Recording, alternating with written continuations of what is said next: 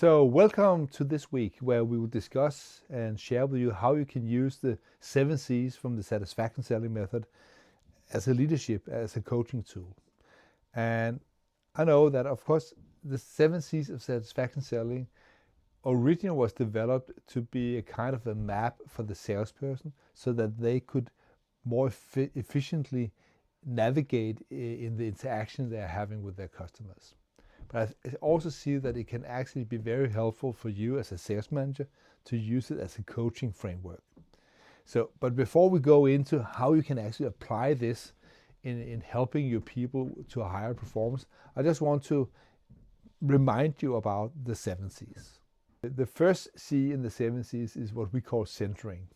And that's basically the step where you, as a salesperson, center yourself, make yourself ready to actually go out and have the meeting with the customers.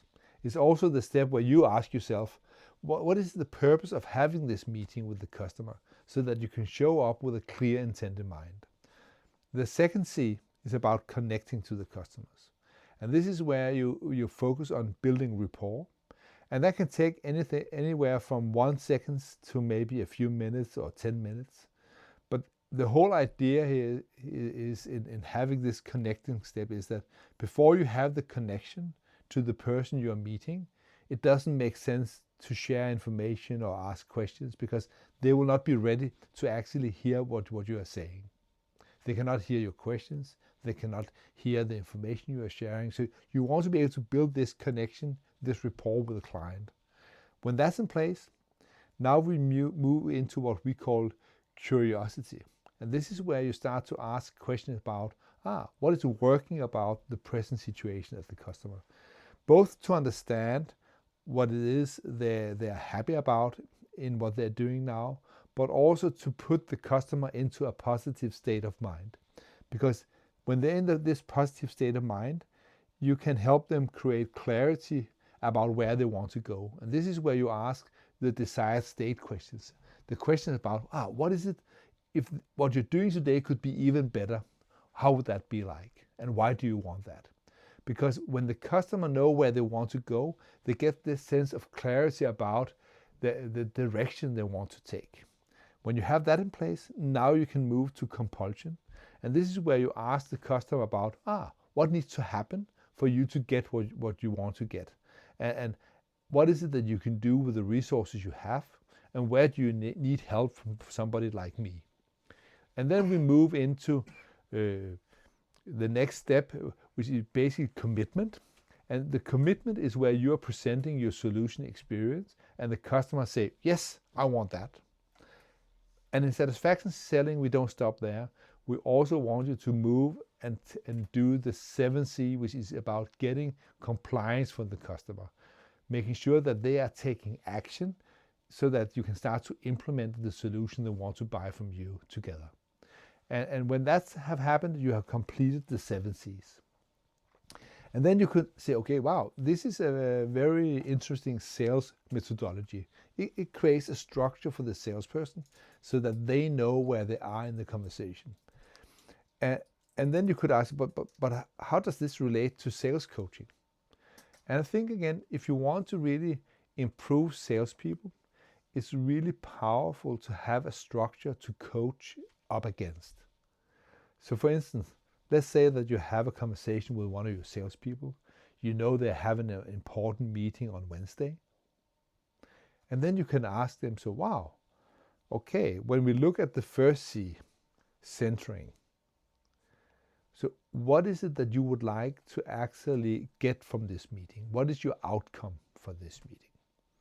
Because again, it doesn't make sense to start to discuss which question to present or what ideas to bring into the meeting if you don't know that the salesperson have a clear intent in mind. When you can hear that they have a well-formed outcome from the meeting, now you can move in and say, wow, so who are you actually meeting? And how do you see that you can create a good connection to this person in the beginning of the meeting? What kind of yes set would you actually apply going into that meeting? Okay. And then you can move on and say, okay, So what is it that would be nice or useful for you to know about the customer's present state? So what is it that would be really powerful to be curious about showing up in this meeting? What kind of question can you ask to identify the customer's desired state so that you will create clarity and so on? So you understand? When you have this structure, you can help the customer, you can help the salesperson help the customer go through the process seamlessly. So you have these steps you can help the salesperson become clear about so that they can go through the 7 C's of satisfaction selling easily, and thereby creating more value-creating meetings with their customers. I think the opposite way of doing this is, how much would you like the customer to buy? And when do you expect the order? It's not that you cannot ask this question, but it's in a way you are skipping the whole process and you're just coaching about the outcome, not about how the salesperson can get to the outcome. And again there, or even worse, wow, I need you to close this deal. We need this revenue. Go and make it happen. Not exactly the most useful way to interact with most salespeople. That will simply just stress them. And again, if a salesperson show up at a meeting being stressed, it doesn't really promote the customer in having a good buying experience when they interact with you and your organization. So the better you understand the 7 C's, the more you can help your salespeople thinking about and utilizing this structure when they interact with the customers. And the more they use this structure, the bigger chance there is that the customer will end up buying from you so that you don't have to sell anything. And this is why I think this is a very powerful framework to have in mind when you want to coach your salespeople. So, okay, now I have reminded you about the 7 C's. I have also given you some examples about how you can apply it in a coaching conversation with a salesperson. And then, of course, finally, you could ask yourself, well, why do we need all this coaching? Why not just tell the salesperson what to do? And for me, for exactly the same reason that you don't want your salespeople to go out and tell the customer what they should do. People, they love their own ideas much more than they love your ideas. So the more you can coach your salespeople so that they end up finding the solution for themselves, the bigger likelihood there is that they will actually go out and do what they where you were discussing. If you just give them some ideas, there is a big chance that they will not really comply.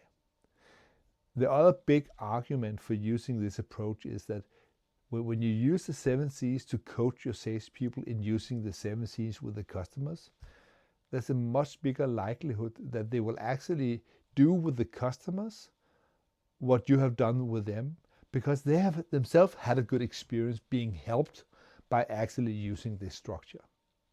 So again, it's like turning any sales review meeting or any sales meeting with your salespeople into a training session.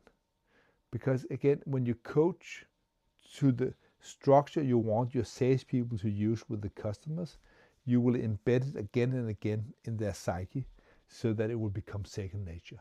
And I think this is really where we would like this to end up, so that the salespeople don't really have to think about this structure, but because it will become natural. It will become part of their muscle memory. But this doesn't happen overnight. For most people, it will take at least 1 to 2 years to really get to that level. But then again, in those 1 or 2 years, you will have an unbeatable sales force. A mean, lean selling machine that sells nothing because customers just start to buy and take the products down the shelves for themselves. So I hope this episode have inspired you on how you can use the 7 C's to really help your salespeople perform better in their customer meetings. And until next week, go out, have fun with this. And again, if you want to read a little more about the 7 C's, I can strongly recommend our satisfaction selling book, and you get that on Amazon, because there you will get much more background and depth about what each of the 7 C's contains. So until further notice, have a great day and go out and help your people, help your customers, so that they will end up helping you, because they cannot help but becoming your positive activist.